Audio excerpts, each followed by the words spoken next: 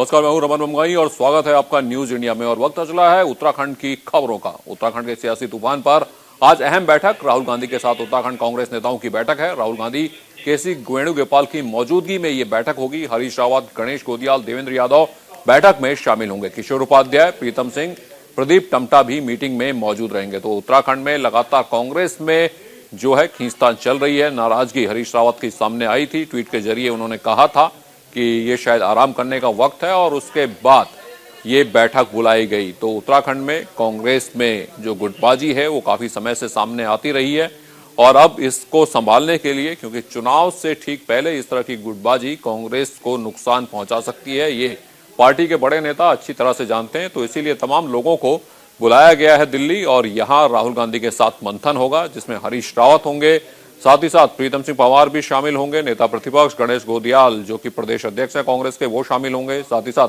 किशोर उपाध्याय को भी बुलाया गया है। प्रदेश कांग्रेस के अध्यक्ष वो रह चुके हैं। तो इन तमाम नेताओं को बुलाया गया है, दिल्ली में तलब किया गया है। और ये तस्वीर इस वक्त आप देख रहे हैं कि हरीश रावत भी पहुंचे हैं। बैठक होगी, उनकी नाराजगी सामने थी। उनका कहना था कि काम नहीं करने दिया जा रहा है, लेकिन जो सूत्रों के हवाले से खबर आ रही है कि टिकट बंटवारे को लेकर कुछ नाराजगी थी हरीश रावत के दिल में। वो जिन लोगों को टिकट दिलवाना चाहते थे उसको लेकर ये पूरी खींचतान मची। उसके बाद ये बयान उनका सामने आया।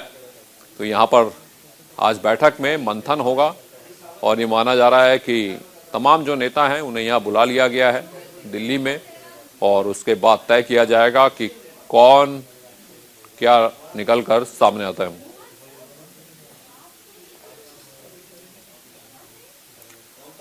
और हमारे सहयोगी संजीव पंडित जुड़ चुके हैं। तो संजय, कांग्रेस की जो बगावत है वो सामने तो आ गई है। अब क्या आला कमान के पास आकर ये बगावत शांत हो पाएगी? बिल्कुल रमन, जिस तरीके से पूर्व मुख्यमंत्री हरीश रावत के एक ट्वीट ने जो इनकी खेमेबाजी थी वो पूरी तरह सड़क पर आ गई थी। हालांकि अब जो इनकी नाराजगी थी, कहीं ना कहीं जिस तरीके से इन्होंने कहा था कि ट्वीट में कि अब कांग्रेस के भीतर अपमान महसूस कर रहा हूं, तो साफ कहा जा सकता है इनकी टिकट बंटवारे को लेकर नाराजगी थी। हालांकि इसके बाद से ही जो आलाकमान है, आलाकमान नेता है, उन्होंने नेता प्रतिपक्ष प्रीतम सिंह हो या फिर प्रभारी देवेंद्र हो या फिर प्रदेश अध्यक्ष गणेश गोदियाल हो, सभी को दिल्ली तलब किया है। हालांकि आज बैठक की जाएगी, उसमें नाराजगी का कारण पूछा जाएगा और साफ देखा जा सकता है कि जिस तरीके से 2022 के चुनाव में एकजुट होने का कांग्रेस से परिचय दे रही थी, वो सब धरा का धरा रह गया।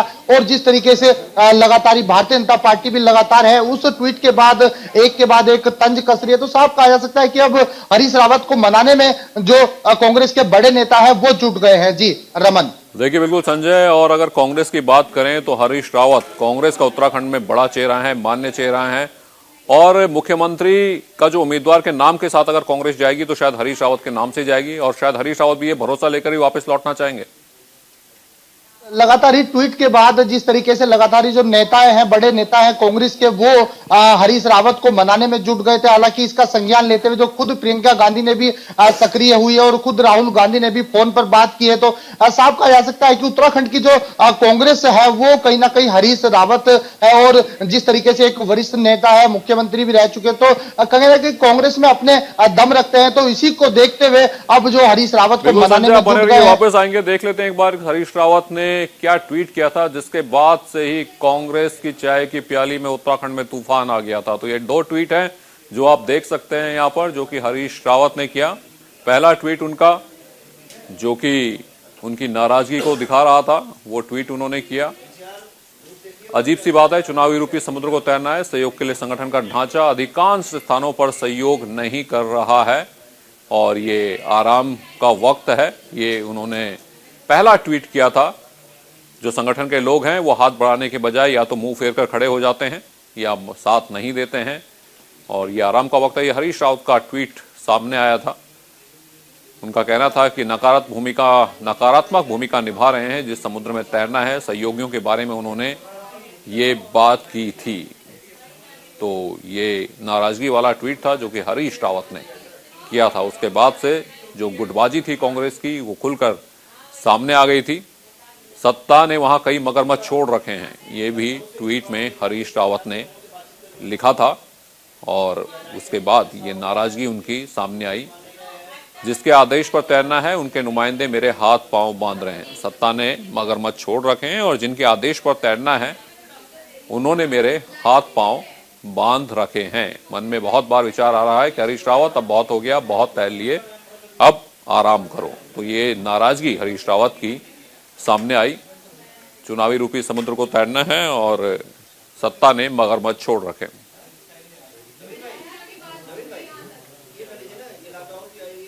तो उत्तराखंड कांग्रेस में मचे घमासान के बीच प्रीतम सिंह का बयान सामने आया है, जहां उन्होंने कहा कि कांग्रेस में कोई अंतरकलह नहीं है और नाराजगी दूर कर ली जाएगी। तो हरीश रावत हालांकि इस ट्वीट के बाद ये कहते हुए नजर आए कि कोई अंतरकलह नहीं है और नाराजगी दूर कर ली जाएगी। तो हरीश रावत जो कि उत्तराखंड के पुराने नेता हैं और कांग्रेस में भी उन्होंने बहुत सारा बदलता हुआ बहुत कुछ देखा है। उत्तराखंड के पूर्व मुख्यमंत्री हरीश रावत के ट्वीट के बाद कांग्रेस के अंदर अंदरूनी कलह को शांत करने के लिए आज दिल्ली के अंदर एक बड़ी बैठक बुलाई गई है। इस पर बातचीत करते हैं। उत्तराखंड के अंदर नेता विपक्ष प्रीतम सिंह जी हैं। प्रीतम सिंह जी, हरीश रावत जी ने जो ट्वीट किया कि संगठन का साथ नहीं मिल रहा है, आखिर क्या वो जो नाराजगी है उसको आज शांत कर लिया जाएगा? देखिए, जो ट्वीट हरीश रावत जी ने किया है उस परिप्रेक्ष्य में कोई भी बात है वो हरीश रावत जी ही बता पाएंगे। कांग्रेस में कोई नाराजगी नहीं है। कांग्रेस का एक एक साथी पूरी तरीके से राष्ट्रीय अध्यक्ष सोनिया गांधी जी, राहुल गांधी जी के हाथों को मजबूत करने के लिए कृत संकल्प है और निश्चित रूप से 2022 में कांग्रेस की सरकार उत्तराखंड राज्य में बनने जा रही है। आज जो बैठक होने वाली है, क्या उसमें चुनाव को लेकर, मुख्यमंत्री चेहरे को लेकर भी बातचीत हो सकती है? देखिए, अब जो बैठक होगी उसके एजेंडे के बारे में मैं आपको कैसे बता सकता हूँ। जब बात होगी तो उसके बाद ही पता चलेगा किस विषय पर बैठक है। क्योंकि कल मनीष तिवारी ने भी एक ट्वीट किया था, उन्होंने भी हरीश रावत जी पर निशाना साधा था। उसके बाद भी आखिर ये जो बैठक बुलाई गई है, क्या उस पर भी चर्चा हो सकती है जो ट्वीट किया? देखिए, अब मनीष जी ने ट्वीट किया, रावत जी ने ट्वीट किया, तो अब इसके परिप्रेक्ष्य में अगर आप इनसे पूछेंगे तो ज्यादा बेहतर होगा। मैं इस पर कोई टिप्पणी नहीं कर सकता हूँ। उत्तराखंड के जो प्रभारी हैं देवेंद्र यादव, क्या उनको बदलने की जो मांग है वो हरीश रावत का जो खेमा है वो कर रहा है, क्या उस पर चर्चा हो सकती है? देखिए, कांग्रेस में कोई खेमा नहीं है। कांग्रेस का एक एक साथी पूरी तरीके से सोनिया जी, राहुल जी के प्रति समर्पित है और देवेंद्र यादव जी को राष्ट्रीय नेतृत्व ने वहाँ प्रभार का जुम्मा सौंपा है और वो पूरी ताकत के साथ वहाँ कांग्रेस को मजबूत करने का काम कर रहे हैं। तो बिल्कुल प्रीतम सिंह जी ने साफ तौर पर कहा कि पार्टी के अंदर इंटरनली कोई कलह नहीं है और जो चीजें हैं, जो बातें हैं, जो विवाद चल रहा है उसको भी आज इस मीटिंग के अंदर शांत किया जाएगा, क्योंकि 12 बजे कांग्रेस के उत्तराखंड के तमाम नेताओं की बड़ी बैठक बुलाई गई है। कैमरा पर्सन शिव कुमार के साथ नमित त्यागी, न्यूज। दिल्ली में उत्तराखंड के कांग्रेस नेताओं की बड़ी बैठक में शामिल होने से पहले उत्तराखंड से कांग्रेस के राज्यसभा सांसद प्रदीप टम्टा की न्यूज इंडिया से खास बातचीत हुई। उत्तराखंड के अंदर कांग्रेस के वरिष्ठ नेता हरीश रावत के ट्वीट के बाद लगातार जो है पार्टी के अंदर घमासान मचा हुआ है, जिसको लेकर आज उत्तराखंड के बड़े नेताओं की दिल्ली में बैठक बुलाई गई है। उस बैठक में शामिल होंगे खुद उत्तराखंड के अंदर से कांग्रेस के राज्यसभा सांसद प्रदीप टम्टा जी हैं। प्रदीप जी, हरीश रावत जी के ट्वीट के बाद जो घमासान मचा है, अंदरूनी कलह है, क्या वो इस मीटिंग में शांत हो पाएगी? देखिए, हरीश रावत जी की ट्वीट ने कुछ बातें, बड़ी महत्वपूर्ण बातें रखी हैं। उत्तराखंड कांग्रेस में और कांग्रेस पार्टी में न कोई कलह है, न घमासान है। पार्टी नेतृत्व ने बुलाया है और पार्टी नेतृत्व से मिल करके दिशा निर्देश मिलेंगे, उसका हम सब अनुपालन करेंगे। लेकिन 2-3 एक प्रश्न है जिसको हम लोग लगातार मांग भी कर रहे हैं लंबे समय से भी, कि इस समय 2 फेज पूरे देश और राज्य को अगर मिला करके उत्तराखंड में देखो, अगर देश में राहुल गांधी जी मोदी और आरएसएस के विभाजनकारी एजेंडे को, सांप्रदायिक और फासिस्ट एजेंडे को चुनौती दे रहे हैं, वो हिंदू धर्म को हाईजैक करने के और हिंदुत्व की एक पॉलिटिकल फिलॉसफी के माध्यम से देश को, लोकतंत्र को कमज़ोर करने के जो आरएसएस और मोदी के एजेंडे को अगर देश में राहुल जी चुनौती दे रहे हैं, तो प्रदेश में जो उत्तराखंडियत है कि उत्तराखंडी समाज सबसे मिलके बना है। कोई काल क्रम में 100 साल पहले आया है, कोई 10 साल पहले आया है, कोई हजारों वर्ष आया है, उनसे मिल करके, और इसको भी भाजपा तोड़ना चाहती है। तो हरीश रावत उस उत्तराखंड के नज़दीक प्रतीक है और एक बड़े लीडर है। तो इसलिए क्या कहते हैं, उनके द्वारा जो संवेदना ट्वीट के माध्यम से की गई है, और कुछ कुछ हुआ भी ऐसे। हमारे प्रदेश को एक नौजवान गतिशील प्रदेश अध्यक्ष भी मिले और बहुत ही अच्छा फैसला था। लेकिन कुछ ऐसे लोग थे जिन्होंने सल्ट के विधानसभा के उपचुनाव में कांग्रेस के खिलाफ कार्य की थी। कुछ लोग ऐसे थे जिन्होंने तिवारी जी की सरकार को डुबाया और रावत जी की सरकार को डुबाने में बड़ी भूमिकाएं थी। अगर वो जब महत्वपूर्ण पदों में आकर के आज फिर उत्तराखंड के में कांग्रेस के झंडे को आगे बढ़ने से रोकते हैं, तो कुछ सवाल पैदा हो जाते हैं, और उसी संदर्भ हरीश रावत जी ने इशारा व्यक्त किया है। आखिरी छोटा सवाल, क्या इस मीटिंग के बाद देवेंद्र यादव और हरीश रावत के बीच में जो कलह है वो खत्म हो सकती है? देखिए, मैंने कहा कांग्रेस पार्टी एकजुट है, हमारे बीच में कोई कलह नहीं है। कुछ के विषयों में मतदांतर होता है वो है, लेकिन पार्टी एकजुट है। कांग्रेस पार्टी, राहुल जी, सोनिया जी हमारे राष्ट्रीय लीडर हैं, और प्रदेश में गणेश गोदियाल प्रदेश के अध्यक्ष रहे, तो मैं चुनाव कैंपेन कमेटी हरीश रावत जी के नेतृत्व हम चुनाव में मजबूती के साथ जाएंगे। तो बिल्कुल प्रदीप टमटा जी ने साफ तौर पर कहा कि पार्टी के अंदर अंदरूनी कोई कलह नहीं, हालांकि कुछ विवाद हैं, कुछ बातें हैं जिनको लेकर ये बड़ी बैठक बुलाई गई है। कैमरा पर्सन शिव कुमार भारद्वाज के साथ नमित त्यागी, न्यूज। और हमारे सहयोगी नमित हमारे साथ जुड़ गए हैं। तो नमित, आपने तमाम उत्तराखंड के नेताओं से बात की, आपने प्रीतम सिंह पंवार से बात की, टमटा से बात की, लेकिन सबसे बड़ी बात शायद ये है कि हरीश रावत वो व्यक्ति हैं कि जो दूध से जले हुए हैं और अब छाछ भी फूक फूक कर पीना चाहते हैं। क्योंकि पहली बार जब उन्होंने पूरी ताकत लगी तब नरेंद्र तिवारी को मुख्यमंत्री बनाया गया, उसके बाद विजय बहुगुणा को बनाया गया।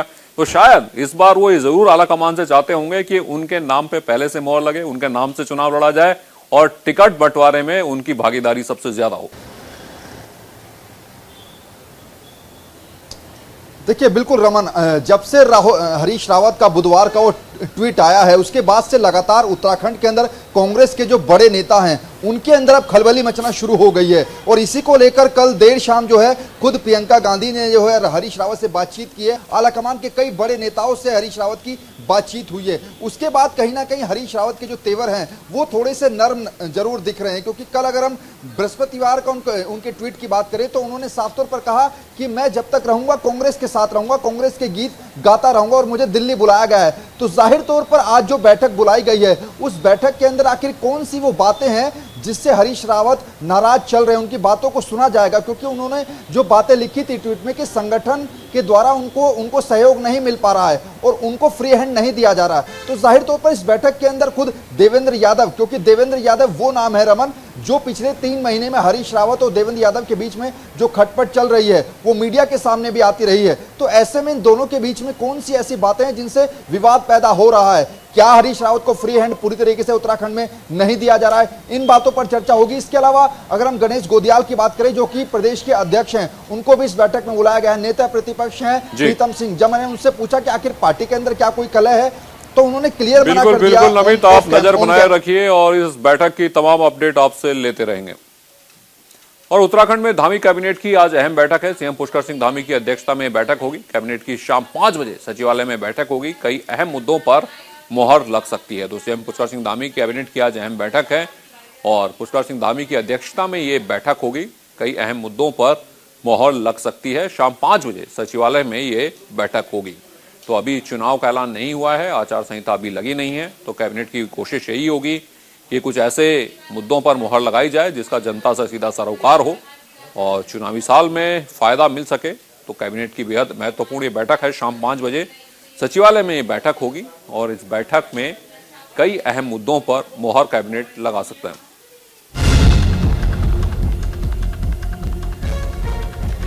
और हमारे सहयोगी देहरादून से रोहित विक्रम सिंह जुड़ चुके हैं हमारे साथ। तो रोहित, बेहद महत्वपूर्ण ये बैठक हो जाती है और कैबिनेट की कोशिश यही होगी, क्योंकि अभी आचार संहिता लगी नहीं है, तो ऐसे मुद्दों पर सहमति बनाई जाए, ऐसे मुद्दों पर मोहर लगाई जाए जिससे जन सरोकारों से जुड़ी हो और जिससे चुनावी फायदा भी हो।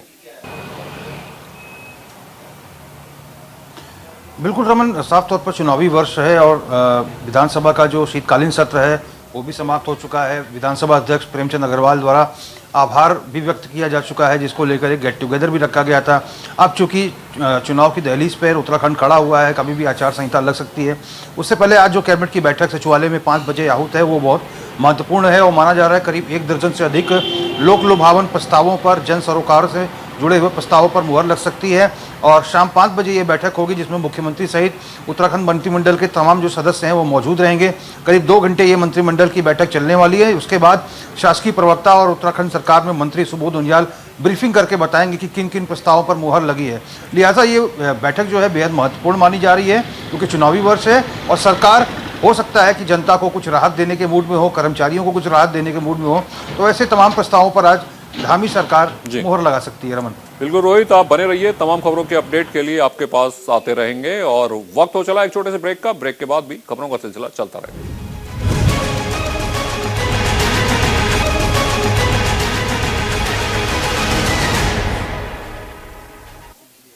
उत्तराखंड में चुनाव को लेकर बीजेपी तैयार। बीजेपी जल्द जारी करेगी प्रत्याशियों की लिस्ट। बीजेपी ने 26 सीटों पर प्रत्याशी तय किए। गढ़वाल मंडल के 16, कुमाऊं मंडल के 10 सीटों पर प्रत्याशी तय किए गए।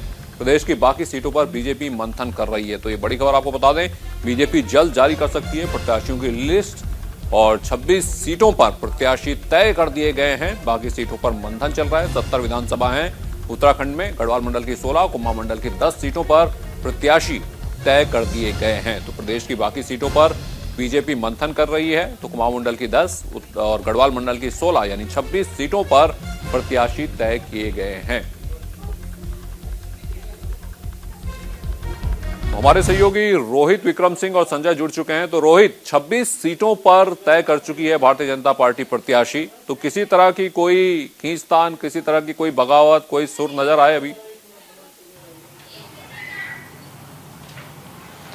देखिए रमन, अभी फिलहाल तो कोई बगावती सुर नज़र नहीं आए और ये नामों के जो पैनल हैं जिसमें 16 सीटें गढ़वाल मंडल में भारतीय जनता पार्टी ने अपने प्रत्याशियों की फाइनल की है, 10 सीटें कुमाऊं मंडल में अपने प्रत्याशियों की फाइनल की है।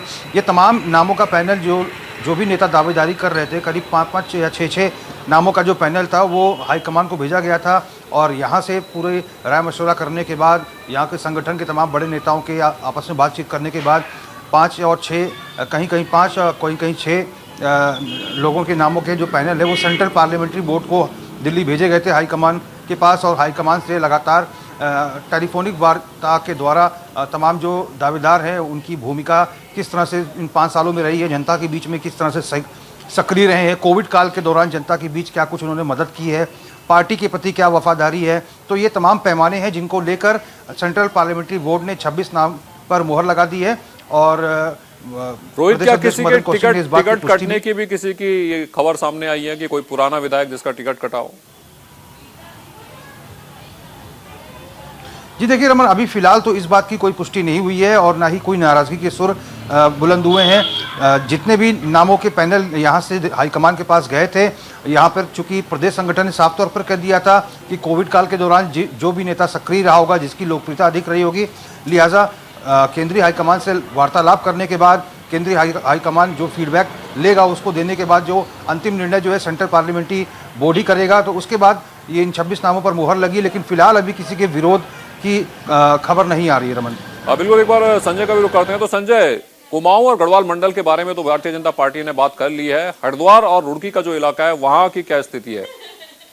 बिल्कुल रमन, आपको बता दें हरिद्वार के अंदर 11 सीटें हैं और 11 की में से करीब 8 सीटें जो भारतीय जनता पार्टी की है। तो साफ कहा जा सकता है कि जो जिस तरीके से अभी 26 सीटों पर टिकट जो तय किए गए हैं और आगामी 2022 की चुनावी तैयारी में वैसे भारतीय जनता पार्टी पूरी तरह लगी है, तो इसमें साफ कहा जा सकता है कि जो टिकट तय हुए हैं वो आचार संहिता के पहले सप्ताह लिस्ट भेज दी जाएगी और तमाम जो दावेदार हैं जो टिकट है उनकी भी लिस्ट दी जाएगी। अगर हरिद्वार की बात की जाए तो हरिद्वार अभी कोई बगावत के सुर नहीं है। ऐसे में कहा जा सकता है कि जो पहले विधायक थे उन्हीं के संभवतः उन्हीं के टिकट की बात कही जा रही है। जी रमन। जी संजय, इस तमाम जानकारी के लिए आपका बहुत बहुत धन्यवाद। रोहित, आप बने रहिए, तमाम खबरों की अपडेट के लिए आपके पास आते रहेंगे। एक और बड़ी खबर का रुख करते हैं। उत्तराखंड के 2 दिन के दौरे पर निर्वाचन आयोग की टीम प्रदेश में चुनाव को लेकर की समीक्षा बैठक। प्रदेश के मुख्य सचिव और डीजीपी के साथ बैठक जारी है। मीडिया को ब्रीफ करेंगे मुख्य निर्वाचन आयुक्त सुशील चंद्रा। खर्च निगरानी समिति के साथ आयोग की टीम ने बैठक की। तो चुनाव आयोग की टीम उत्तराखंड दौरे पर है। प्रदेश के मुख्य सचिव और डीजीपी के साथ बैठक करेंगी। मीडिया को भी ब्रीफ करेंगे मुख्य निर्वाचन आयुक्त सुशील चंद्रा।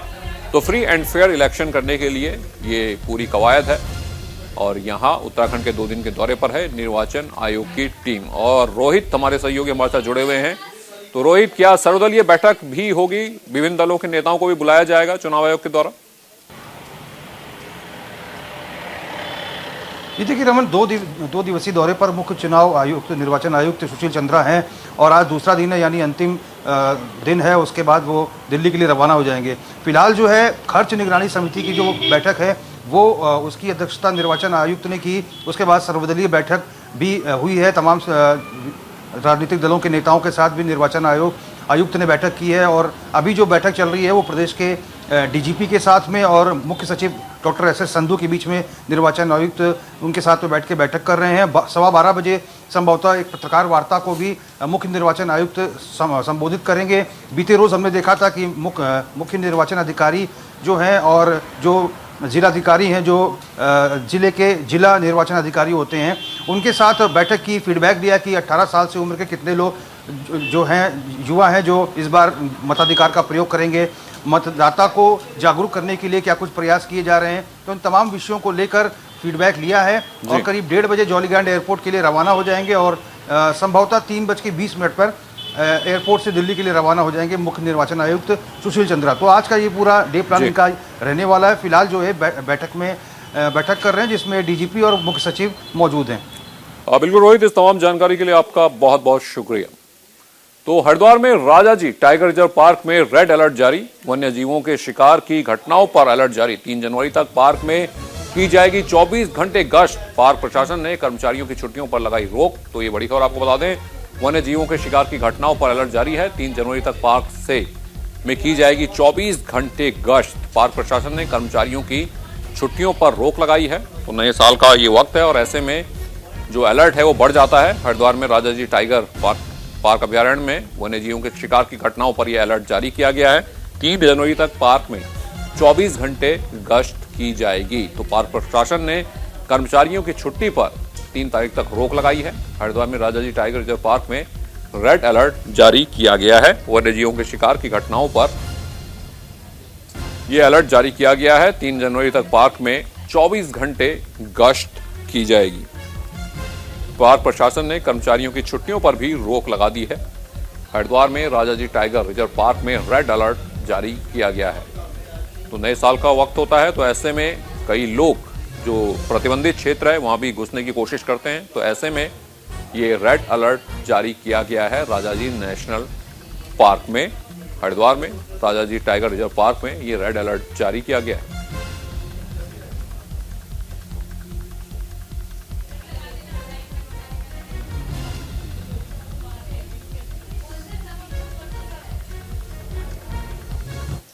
तो इस वक्त की एक और बड़ी खबर आपको बता दें, थोड़ी देर में कांग्रेस की बैठक शुरू होने वाली है। हरीश रावत पहुंच चुके हैं राहुल गांधी के आवास में। उत्तराखंड के घमासान पर कुछ देर में बैठक शुरू हो जाएगी। राहुल गांधी के आवास पर पहुंच चुके हैं हरीश रावत। तो हरीश रावत को मनाने की कोशिश होगी।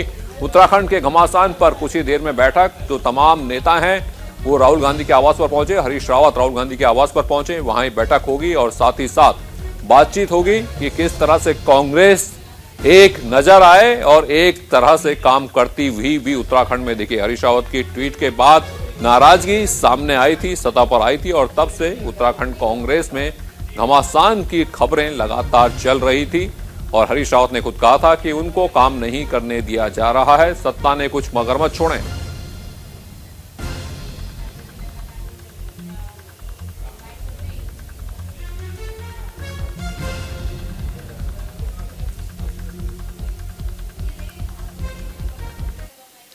तो उत्तराखंड की खबरों में इतना ही। न्यूज इंडिया में वक्त हो चला एक छोटे से ब्रेक का। ब्रेक के बाद भी खबरों का सिलसिला चलता रहेगा।